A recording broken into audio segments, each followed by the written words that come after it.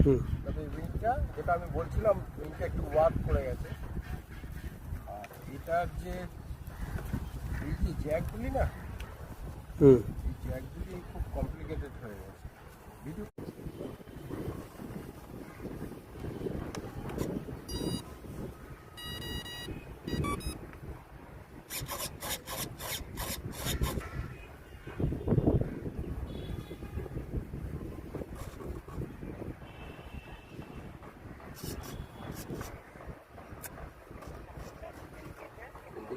প্লেনটা জানি না।